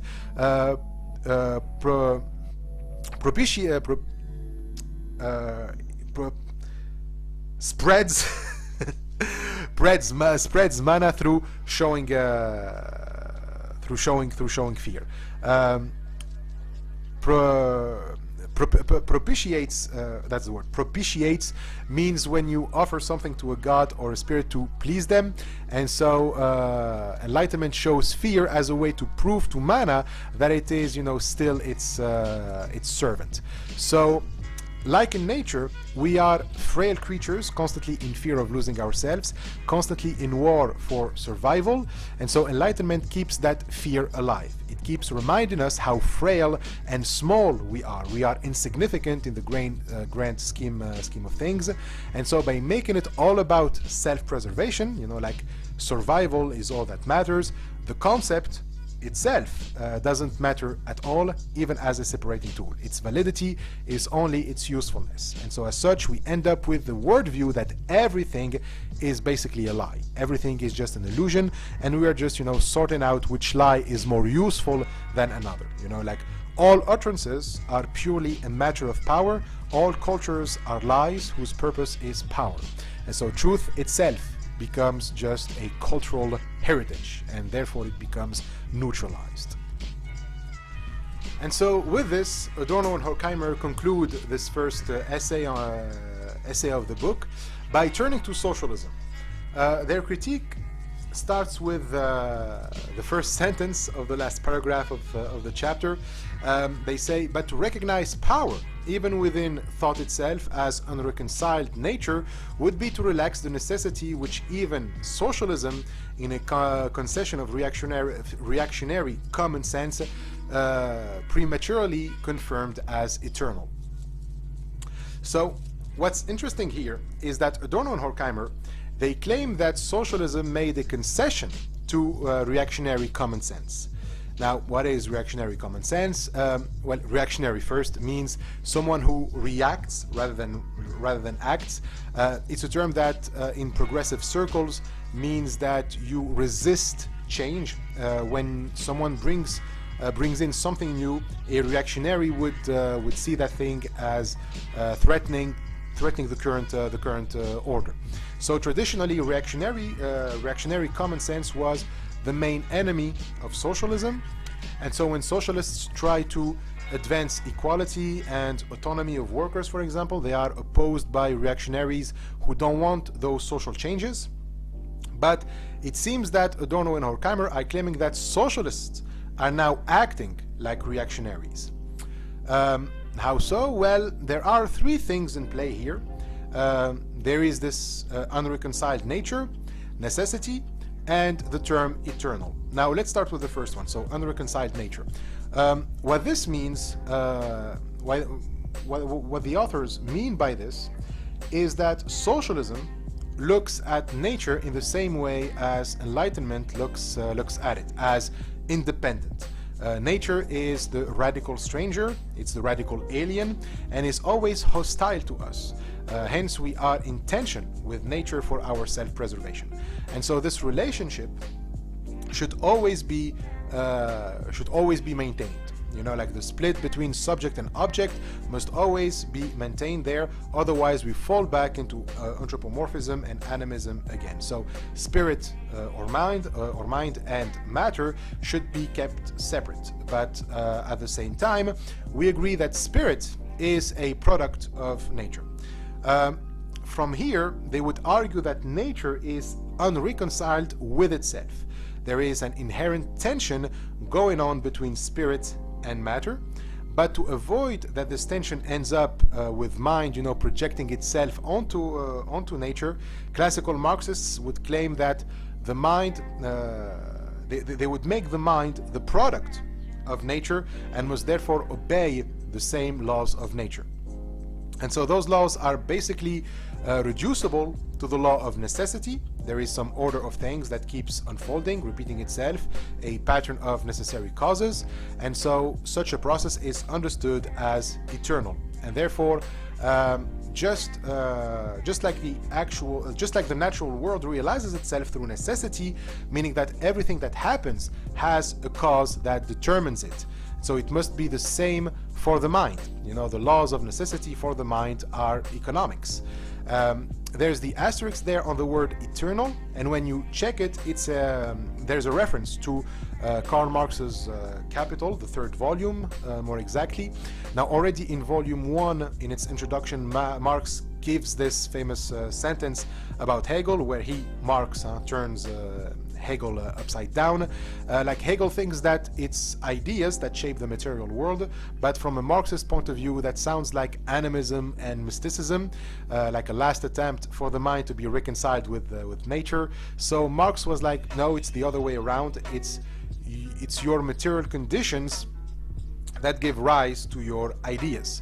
So the mind is the product of its environment. Your mind is the product of your environment, and since your environment is shaped by the economy, then your mind is shaped by the economy, by the economic system in which you live in. So some people often take offense to that, and they be like, no, I have control over my destiny. But again, that's a bourgeois mindset, which is only possible within a certain capitalistic or liberal system. So again, the law of necessity shapes your mind, but also in the context of volume 3, necessity serves as an argument in favor of socialism, where socialism is a necessary step in the history of mankind. Like, whatever you do, capitalism is bound to create socialism, because capitalism is a system that keeps reproducing capital for its own sake, right? And as capital keeps being produced, more and more of it, at one point, workers are going to get fed up with it. They'll grow tired of being exploited, and they will be like, fuck it, I don't have nothing to lose anymore, and they will destroy capitalism through a revolution and switch to socialism. And so this was thought to be inevitable for Marx. Like, there is a process of history, a law of history that is eternal, and there is no way around it. So socialism, by necessity, will be real.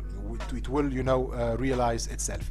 So only necessity allows us then to understand the world, and only it should be the basis for all our decisions. But paradoxically, socialism becomes complacent with that order of necessity, like a reactionary mindset. Whomever tries to reconcile the mind with nature is immediately stopped and becomes the reactionary. As such, socialists would confine the mind to the superstructure, the realm in which, it makes no difference.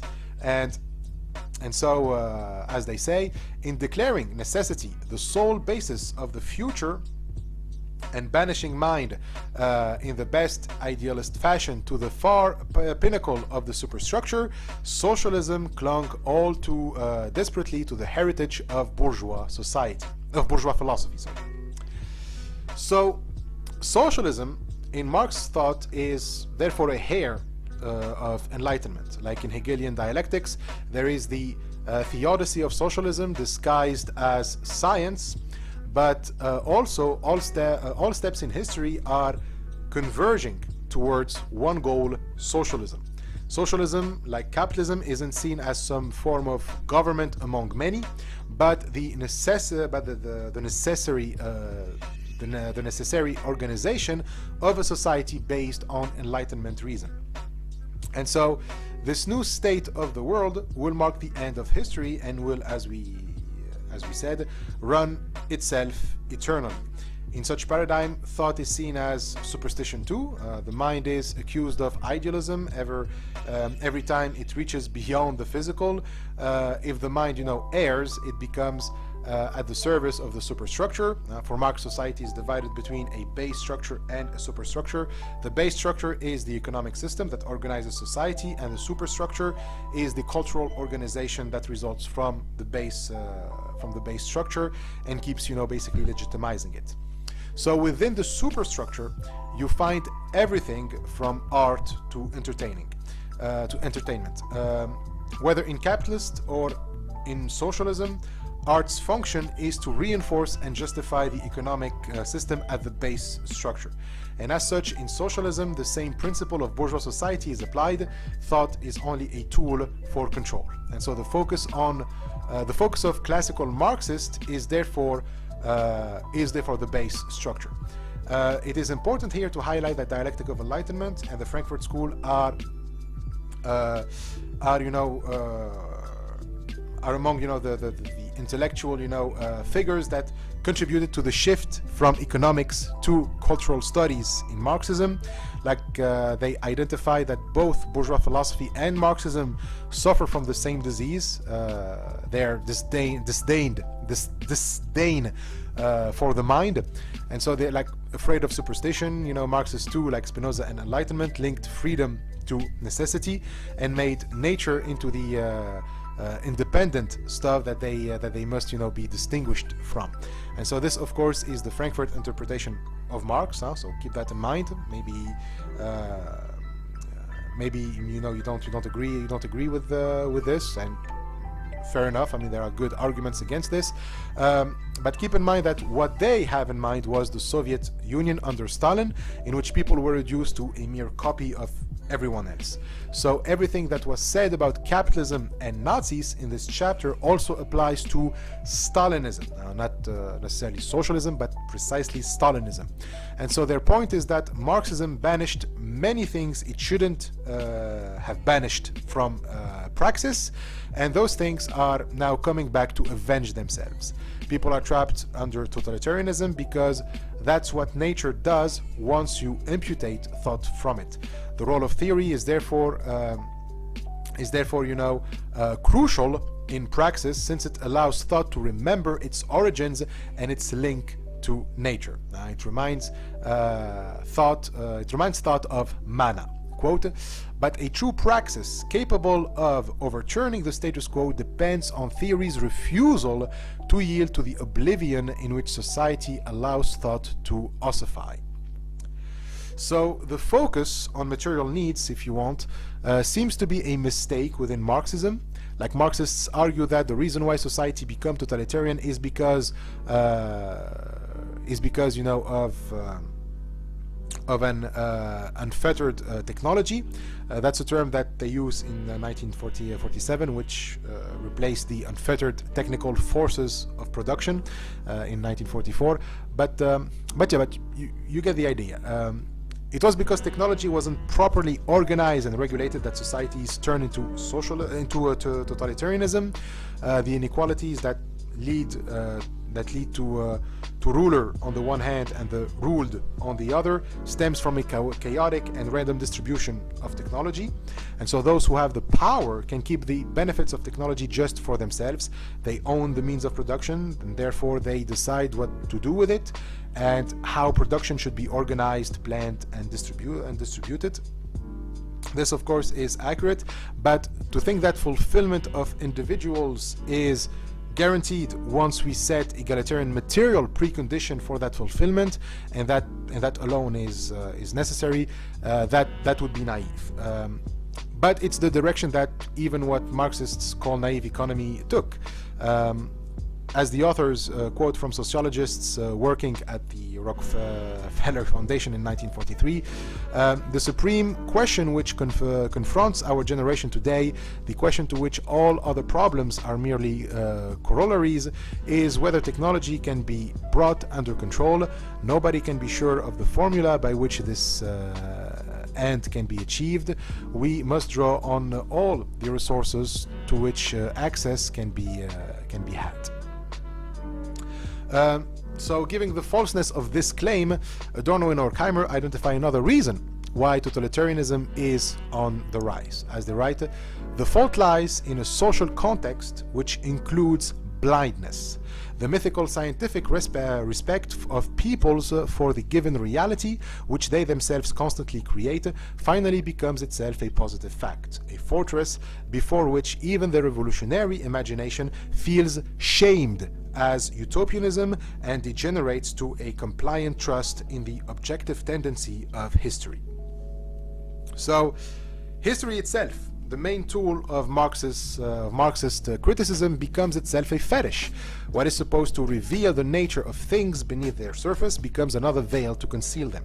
And so Enlightenment has turned literally everything into a fetish. Everything conceals whatever can be beyond its surface. And in that regard, Bacon's dream, Francis Bacon's dream, became true. When we mentioned him earlier about his dream of, you know, the many things that king cannot buy, there is an infinity of those things now. What Bacon cared about was to multiply those things, again, quantity over quality, and as they kept multiplying, they have come together into a conglomerate, by which we mean rackets, that is beyond human capacity to manage. So basically, Enlightenment turned markets into hyperobjects. So again, check my videos on hyperobjects. Now, markets have gone out of control and must integrate everything within them. Kings indeed don't control the market, rather the markets control them, and so it controls every single individual. Markets rearrange the collective to such ways that it becomes oppressive and even punitive. All human beings are needed to administer the market. Hence, things have the power now over human beings. Enlightenment's project is therefore a success. Human beings have acknowledged their limits in their animist tendencies, and now the things have taken over. We are free from anthropomorphism, but we are not actually free. We're just free from anthropomorphism, if you want, but human beings are not free. We've just submitted to a higher power as we learned to forgo power. And so when Bacon rejoices at nature understood with science, that it is a territory from which the spials and intelligencers of the kings can give no news, he thought that with knowledge, he'll have true power. That power won't be the privilege of kings, but now anyone who studies the natural world can be free from tyrants and also nature's power itself. Man can gain power as he dissolves the power of nature and kings, but as the authors end this huge essay, but in face of this possibility, Enlightenment in the service of the present is turning itself into an outright deception of the masses. And that's it. That's how the chapter ends. Now, next week I'm going to jump straight away into not the second but the fourth chapter, which is the culture industry.